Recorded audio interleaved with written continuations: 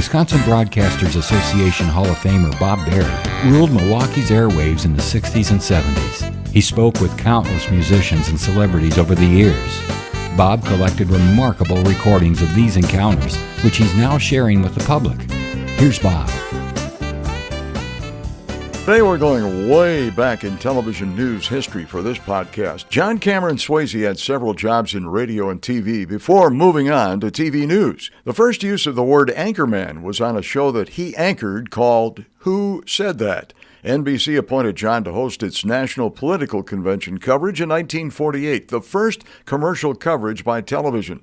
Swayze appeared on the Camel News Caravan, where he was best known at the time for reporting on the Korean War. He got the job due to his amazing memory. He could recite the news without using a script. John was also known for doing the Timex commercials, using the slogan, "It takes a licking and keeps on ticking." His news catchphrases were, "Let's go hopscotching the world for headlines." And he would sign off with, "That's the story, folks. Glad we could get together." Dickie Goodman mocked him in a parody recording, "The Flying Saucer." We switch you now to our on-the-spot reporter downtown. Come on, baby, let's go downtown. Take it away, John Cameron. This is John Cameron downtown. Would you tell our audience what would you do if the saucer were to land? It's hard to tell. Thank you. We return you now.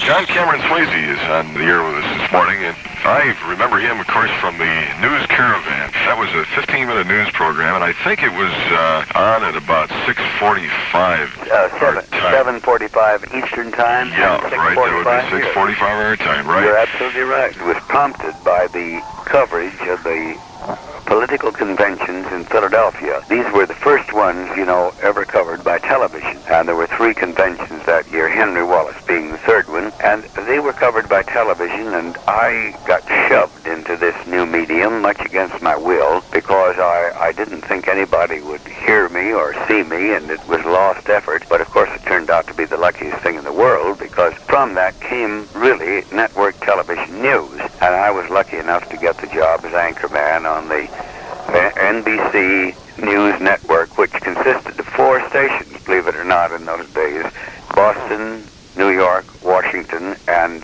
Philadelphia. Of course, this expanded very rapidly as they worked westward and southward, and before long we had quite a substantial network. Why did you finally get out of that News Caravan? NBC and I came to a series of disagreements, and it was just a case of parting company, that's all. Actually, I can tell you quite truthfully, there was no ill feeling about it. It was one of those things. I wanted to do commercials, and they had a very rigid rule, and perhaps they were right, that if you did the news, you could not do commercials. And whether they were right or wrong, I don't know. I say perhaps they were right, and they certainly may have been, but in all events, this displeased me, and I just wanted to make the extra money. That's what it amounted to. Sure. So at this particular time, purely by coincidence, a man from the agency that handled the Timex account walked into my agent's office and wondered if I'd be interested in doing commercials for this company. That was some 17 years ago, and we said yes, and I've been with them ever since.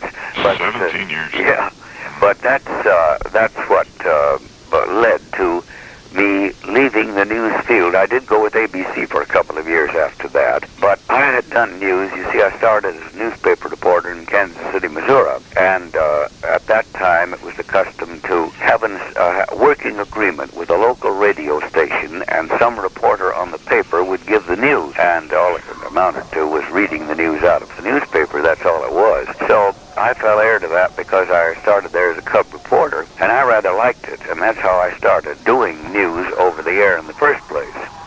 And then finally that led to California and NBC and the political conventions in 48. Do you think a 15-minute newscast was adequate at that time?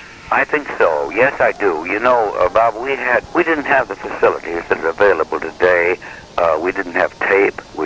Color, of course, was not existent at that time for news, and we didn't have the mobility to present these actualities, these reporters on the scene. This was a rarity in our show when we were able to do that. We had Clint Ewell in Chicago, the weatherman, and we had Dave Brinkley down in Washington, who gave a Washington report. But aside from that, for the most part, I was the only person seen on the screen. Now, this was not 100%. That's not 100% correct, because on occasion, when we could establish a reporter on the scene in the event of a really substantial story, we did our very best to do so, and we were fairly lucky in that because we were always commercial, so we had some money to spend. But I think 15 minutes covered the news pretty well then. What about this freedom of the press? Do you believe in the newsman's shield?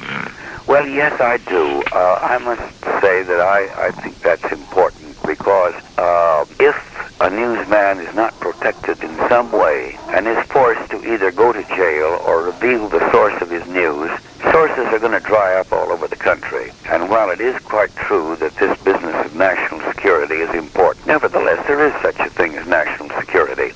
But I think that there is a lot of news that the public of this country would never hear about, or if they heard about it, would certainly be belatedly, if the news sources that give their trusted reporters story were forced to dry up because they felt those reporters perhaps couldn't be trusted anymore, because if it come down to a case, do I go to jail or do I tell where I got this news?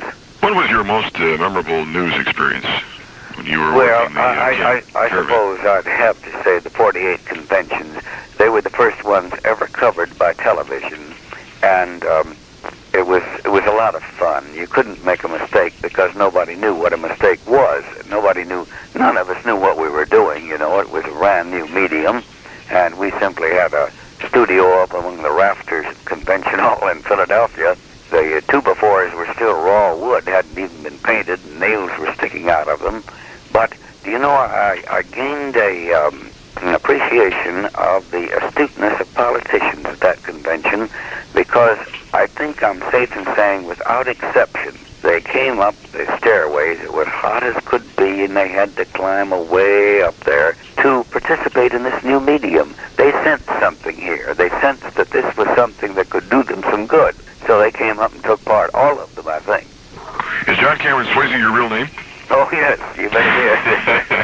You bet it is. It's a great news name, that's for sure. Well, it's a good label. I had a friend who was in the salvage business, and I don't know if he was going to salvage me or not, but he said America buys by the label.